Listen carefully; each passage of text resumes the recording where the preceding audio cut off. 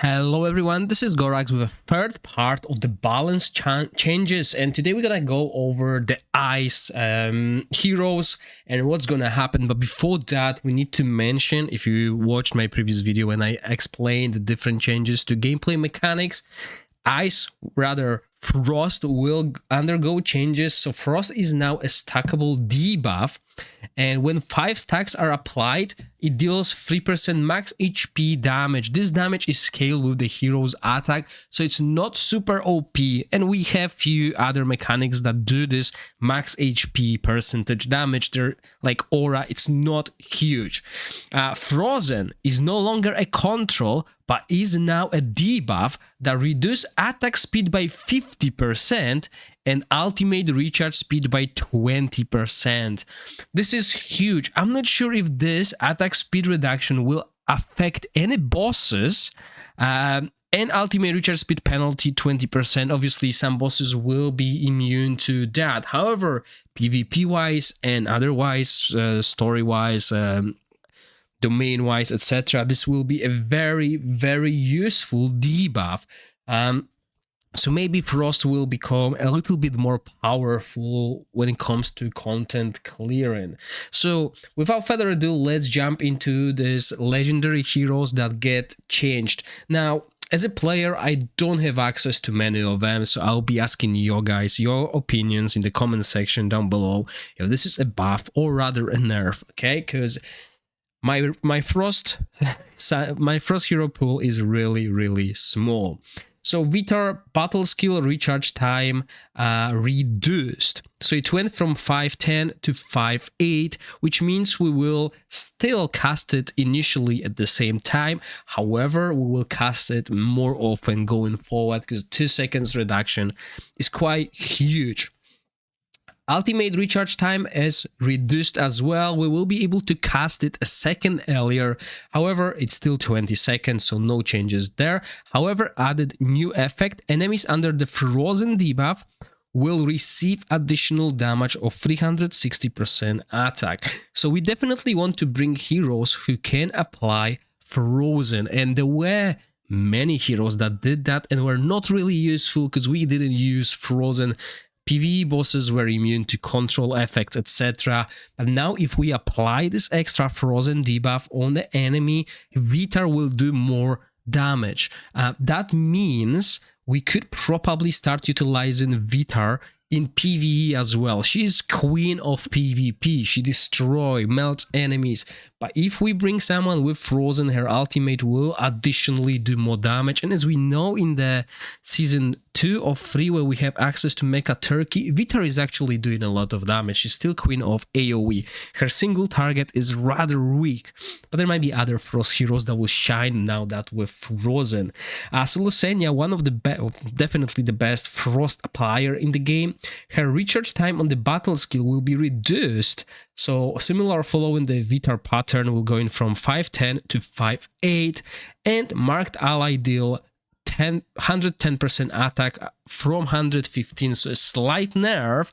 However, we will have a higher upkeep of it as the rotation on the battle skill will be 8 seconds instead of 10.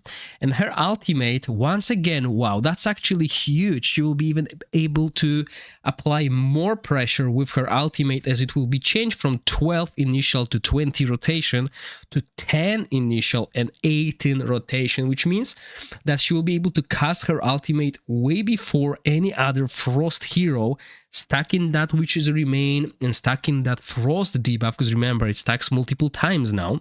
And the Tornado tick damage is also increased, so she will do more damage. So across the board, she is buffed. And she was already the best pick when it comes to enabler there. And now we have Oster, my favorite hero in the game. I just love Oster looks. So his passive tracking arrow damage increased to 55%. So for 40 to 55% might not sound like a lot, but it is more than 30% damage increase just from the passive. Battle skill recharge time, again, I see it, okay, so it seems like Frost heroes will be able to utilize their ultimate battle skills a little bit faster than others as 510 to 58 once again, and the damage decreased actually from 130 to 120. So we will be casting it more often but dealing a little bit less damage. So overall I think this will basically outperform the current damage that we can do in the longer fights. His ultimate damage is increased by 50% and the tracking arrow damage is increased from 80 to 110, which is almost a 50% increase, which is huge. Okay, so the tracking arrow will do way more damage. So overall a really good changes to Oster, who is already like one of the strongest Frost heroes. Now Trollgar is sadly removed. Once I get confirmation what's gonna happen with the removed heroes, I will make a list of all of them and explain to you guys in separate video what's happening. Hawadir battle skill recharge time increased, so from 510 to 612. Damage increased as well by 40%, and added effect grants 20% attack buff to the Frost ally with the highest damage. That is a very, very good buff. That explains why we are increasing the battle skill time, but it is a good supporter. Obviously, it will be hard to fit Hawadir in, maybe Hawadir, Losenia, Vitar, something like that, or Hawadir, Losenia, Oster if you don't have Vitar.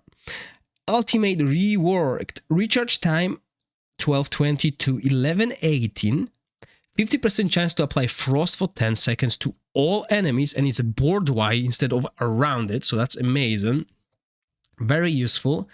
Then immediately detonates all enemies affected by Frost, causing 500% attack explosion damage around them. And detonate again if they have Frozen debuff. Wow. This seems like a lot, because if you have Frozen debuff plus Frost on an enemy, so if you have Losenia plus someone who can apply this Frozen, Hawadir can become a damage dealer. Remember, this is a board-wide damage. So he will first apply Frost with only 50% chance, but we don't know if it's scrolled up or not. Probably not. So with scrolls, you're probably looking at like 80%, maybe 75%. Then detonates that Frost, and if they have Frozen, detonates it again. So quite a lot of damage can come from Hawadir right now. Frost epic heroes, few changes there. So Dorkarus, as we know, his ultimate can do a lot of damage. It's going to be nerfed damage wise, but we will be able to cast it more often, which I think in the prolonged fight will work out better. Then we have Vidmir, who has no change. Rowena, one of my favorite epic heroes when it comes to Frost faction. As I said, I don't have access to multiple legendary Frost heroes, so I'm using Rowena instead of Oster.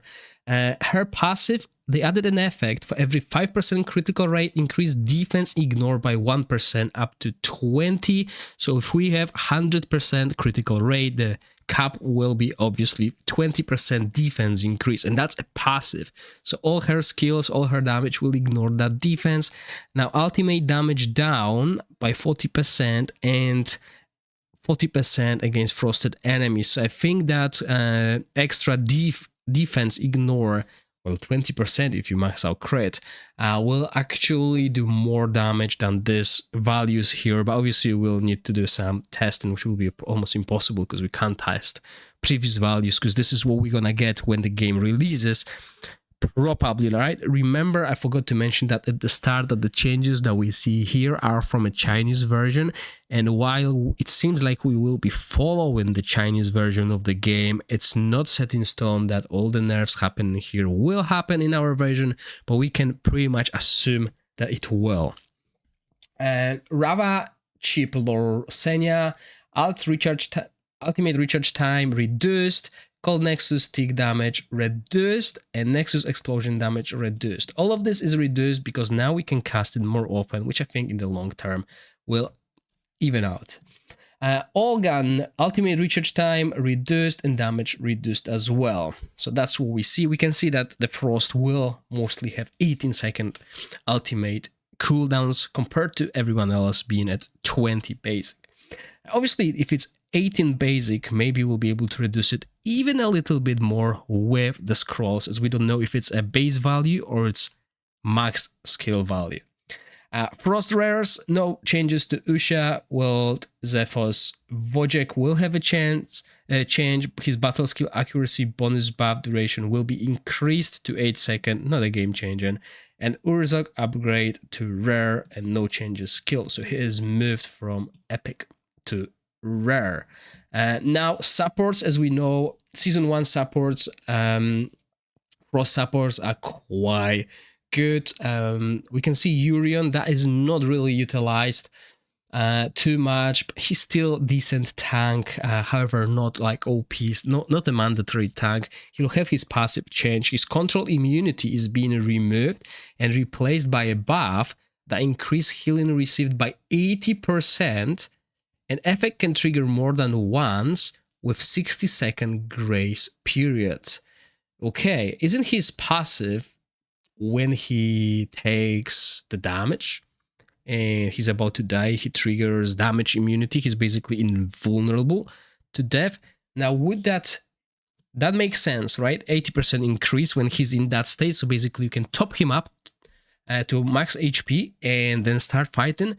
But I wonder if this effect can trigger more than once with 60 seconds. I think the word it's worded, it means that his invincibility can now trigger multiple times during the fight rather than just once.